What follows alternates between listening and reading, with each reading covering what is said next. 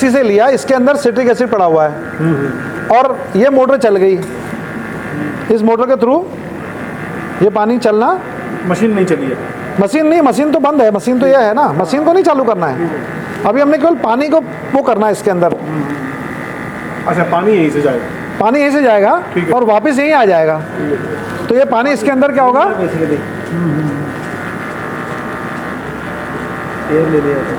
Air ले लिया तो आ जाएगा, भी ले लेगा, एयर भी ले लेगा।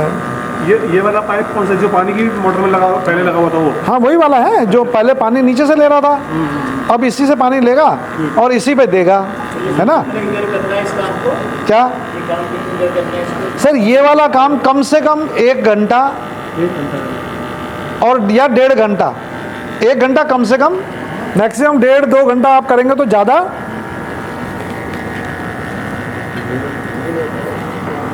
चल नहीं रहा। हाँ भी तो दोनों से आ रहा है, इस तरीके से ये पानी आना स्टार्ट रहता है। कभी कभी कम आ रहा है। हाँ दोनों, तीनों पानी तभी तो पानी घूमेगा।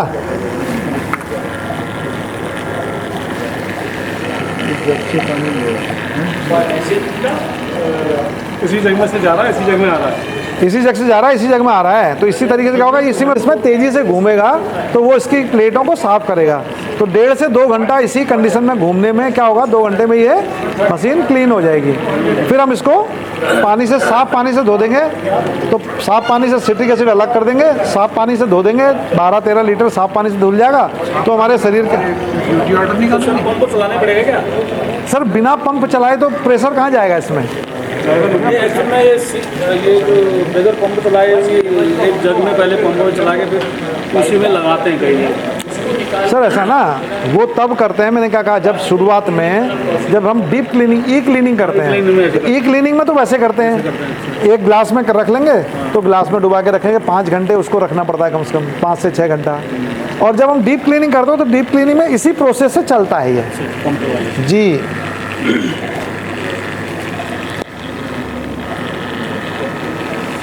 बिना प्रोसेस के फिर इसको बाद में साफ पानी से चले साफ करेंगे, साफ पानी से ऐसे करेंगे, इसको हटा करके ये पाइप जो है, इस पाइप को साफ पानी में डाल देंगे, बाहर के पानी में। हाँ जो पहले लगा हुआ था, जो पहले लगा हुआ था, पहले तो पीने का पानी है।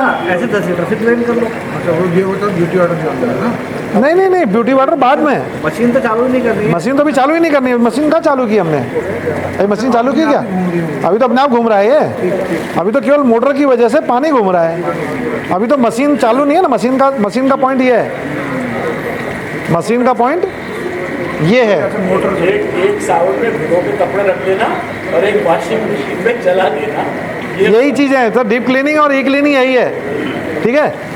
डीप ई क्लीनिंग क्या है, हाँ बताओ सर। पंप में जो पानी आ रहा है आपका स्टोर कहाँ है, नीचे? नहीं, कहाँ से आ रहा है, स्टोर का इसी से तो आ रहा है, ये आ रहा है, यही वाला है ना। यही तो है, ये सिट्रिक एसिड वाला पानी है। तो मैंने हटा दिया ना इसको, उस समय के लिए हमें वो पाइप से हटाना पड़ेगा। ये क्लीनिंग में जो पंप में जो पहले पानी जा रहा था आपके आरओ से, आरओ वाला कनेक्शन काट के उसको इसमें डालना है, बस इतना ही काम है। 1.5 घंटे बाद क्या करना है, तो जब 1.5 घंटे हो गए, अब 1.5 घंटे बाद क्या करना है, 1.5 घंटे बाद इसको साफ पानी की बाल्टी में डाल देना है।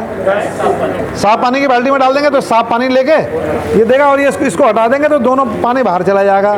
तो ये सफाई हो गई, 10-12 लीटर साफ हो गया, ठीक है। तो ये प्रोसेस है, तो इस प्रोसेस को करेंगे तो इजी हो जाएगा। और उसके बाद फिल्टर लगा के फिर कितना निकाल देना है, फिर 2 लीटर निकाला, बाहर बहा दिया, उसके बाद सारा पानी बढ़िया, है ना। अब इस केस में ये मशीन, एक बात थोड़ा सा इसी फिल्टर जो है इसकी लाइफ कितनी होती है, कब बदलना पड़ता है? सर फिल्टर की लाइफ की बात करूं तो लीटर पानी निकलने के बाद ऐसा कोई फिक्स नहीं है। फिर अगर हम इस मशीन को अच्छा पानी दे रहे हैं, समझ रहे, तो सर जैसे मेरे इस शरीर की जिंदगी का जो सारा कुछ दारोमदार है मेरे खान पान के ऊपर है, ठीक है। मैं चाहूं तो अपने खान पान को रख के अपनी जिंदगी की इस गाड़ी को लंबे समय तक खींच सकता हूं, या नहीं? शरीर को कैसे खींचा जा सकता है? अगर मैं इसको आरओ का 80-90 TDS का पानी दे रहा हूँ तो 1 साल में फिल्टर को बदलना? बिल्कुल सर, 1 साल, बिल्कुल ऐसा ही है। ठीक है, इस मशीन में भी ये फिल्टर है और ये फिल्टर कुछ इसी तरीके से निकलता है। इसका ये लिड है, इसको हम इधर खींचते हैं, इसको बाहर निकालते हैं और ये हमारा फिल्टर बाहर आता है। इसमें भी एक CPU होता है, छोटा CPU, वो लगाया जाता है। इस केस में उस CPU में हमारे पास कोई खुलने वाला नहीं होता, वो फिक्स CPU होता है। यहाँ पे क्या होता है कि एक नीचे ये इसका इनहांसर टैंक है,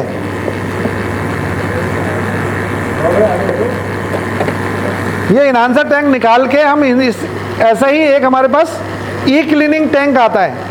उस ई क्लीनिंग टैंक में हम सिट्रिक एसिड और पानी डाल के बंद करते हैं और उसको इसमें लगा देते हैं। जब हम इस केस में यहाँ पे CPU लगने के बाद इस मशीन को हम प्लग इन करते हैं और प्लग इन करते हैं तो यहाँ पे सेटिंग्स आती हैं। जैसे हम देखेंगे, इधर जाएंगे सेटिंग में, फिल्टर अभी हमने फिल्टर इनकरेक्ट दिया हुआ है। जैसे हम सेटिंग में जाएंगे तो इसका ई क्लीनिंग एक प्रोसेस है, हम उस ई क्लीनिंग प्रोसेस को दबाएंगे तो ये ई क्लीनिंग प्रोसेस ऑटोमेटिकली चालू हो जाती है। और फिर और डीप क्लीनिंग के प्रोसेस में भी जो प्रोसेस है वो हमारा इसी तरीके से होता है जैसे हमारे और मशीनों का डीप क्लीनिंग प्रोसेस होता है। तो एक, हाँ सर, इसमें CPU भी लगता है ना, CPU उसका अलग किस्म का होता है। अच्छा, इस पर जो आपने साइड में बॉक्स लगाया, साइड में बॉक्स जो है वो इनहांसर टैंक है। इसमें ई क्लीनिंग के लिए, क्योंकि इसका CPU में खोलने का नहीं होता है। तो जब आपके पास ये मशीन होगी ना सर, तो उस समय आपको इस मशीन के बारे में भी सारी चर्चा दे दी जाएगी। इसके अलावा एक और मशीन जो सुपर मशीन है, उसमें क्लीनिंग कुछ अलग किस्म से होती है। ठीक है, उसकी क्लीनिंग इन दोनों क्लीनिंग से अलग होती है। तो हर मशीन की क्लीनिंग को हमें समझना पड़ेगा और वो क्लीनिंग प्रोसेस हमारी कंपनी की वेबसाइट में दी हुई है। कंपनी की वेबसाइट में भी वो सारी प्रोसेसेस दी हुई हैं। ठीक है, तो ये चीज़ें आपको क्लियर हुई? सर ये क्लीनिंग प्रोसेस में भी एनहांसर का यूज होता है? नहीं सर, क्लीनिंग प्रोसेस में एनहांसर का यूज केवल और केवल उसी समय होता है जब हम 11.5 और 2.5 pH का पानी निकालते हैं। सर ये आपको पता है, आपने कई बार ये क्वेश्चन पूछे हुए हैं। क्लीनिंग के टाइम पर उसको लगाया सर, ये तो मैंने क्लीनिंग के टाइम पे ये थोड़ी लगाया, ये तो मैंने क्लीनिंग के बाद लगाया। मैंने कहा ये क्लीनिंग के टाइम पे इसमें क्लीनिंग टैंक लगता है। इसका एक अलग से टैंक आता है जो मशीन के साथ हमें मिलता है। ठीक है, वो क्लीनिंग टैंक कहलाता है। उस क्लीनिंग टैंक में हम सिट्रिक एसिड डालते हैं और पानी डालते हैं, तब ये मशीन के अंदर चलता है।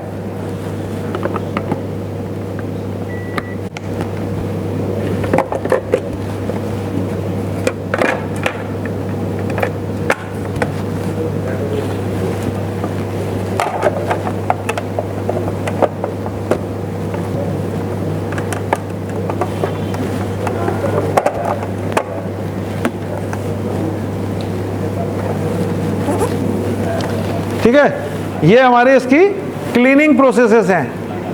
अब आप भेजते हो, आप जब ब्रॉडकास्ट क्रिएट करते हैं तो इसको भेजेंगे। अरे अपने ग्रुप के लोगों को भेजोगे। ब्रॉडकास्ट क्या होती है? ब्रॉडकास्ट अपने कस्टमर से कनेक्ट रहेंगे, आपके मैसेज आपके लोगों तक पर्सनल जाएंगे, वो एक दूसरे को देख नहीं सकते। वो अलग, आप मैसेज ड्रॉप करो तो पर्सनल जाएगा। ठीक है, ये जो ब्रॉडकास्ट ग्रुप है ये कंपनी का ब्रॉडकास्ट ग्रुप है। इसमें अपने को ऐड करने का प्रोसेस दिया हुआ है, 2 स्टेप हैं। इन दोनों स्टेप में आप करोगे तो अपने को आप कंपनी के ब्रॉडकास्ट लिस्ट में ऐड कर लोगे। ठीक है, उसके बाद क्या होगा कि आपके पास कंपनी की इंफॉर्मेशंस डायरेक्टली आती रहेंगी। ठीक, और कुछ?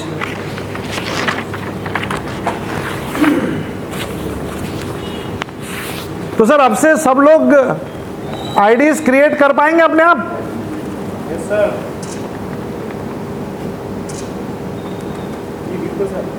हो जाएगी ना सर? Yes sir. सर देखिए, बेसिकली ये इस सेशन का जो पर्पस है वो यही है कि जब आप किसी डिस्ट्रीब्यूटर के पास जाएं, किसी भी प्रोस्पेक्ट के पास जाएं, वो आपको एग्री कर दे तो आपको सारा प्रोसेस पता हो। फॉर्म हमें जीओसी में भेजना है और पेमेंट का डिटेल हमें कस्टमर केयर में भेजना है। ये दो अलग जगह ध्यान रखिएगा, दोनों अलग अलग आईडी में जाता है। फॉर्म जीओसी में, जीओसी से आपको वापस मेल रिवर्ट आएगा कि इस कस्टमर की आईडी क्रिएट हो गई है। फिर आपको उस कस्टमर की जो आईडी के साथ आपको बताना था इस आईडी का पेमेंट डिटेल्स ये है। फिर जैसे ही वो वेरीफाई होता है कंपनी आपको एक डिस्पैच डिटेल भेज देगी कि इस कस्टमर की डिस्पैच जो है तैयार हो गई है और इसकी आईडी को अप्रूव हो गया है। जैसे हमने जीओसी में डाल दी इसकी डिटेल सारी जी, और फिर वहाँ से अप्रूवल आया। जीओसी से केवल आपकी आईडी अप्रूवल नहीं आता है, आईडी क्रिएट आईडी क्रिएट होती है। क्रिएट होती तो अब है। ये पेमेंट को लिंक कैसे करेंगे पेमेंट फिर डिटेल? आप जब आप कस्टमर केयर को एक मेल भेजेंगे कि साहब इस आईडी के अगेंस्ट पेमेंट डिटेल्स ये हैं, तो वो फिर उस डिटेल्स जो आपने पैसा भेजा है उसको कंफर्म करेगी कि पेमेंट आई है कि नहीं आई है, और फिर उस पेमेंट को उसके अगेंस्ट कई बार वो पेमेंट्स ना कंपनी के अकाउंट में दिखती नहीं है, तो इसलिए फिर कंपनी हमें मेल दे देती है कि यार ये अभी मेल, ये जो आईडी, ये जो पेमेंट आपने कही है ये रिफ्लेक्ट नहीं हो रही है, इसकी कुछ ऑथेंटिकेशन और दें। जैसे अभी, अरे बडोला जी, आपके पास जो कल कंपनी से मेल आई थी वो एक मिनट जरा दिखाना।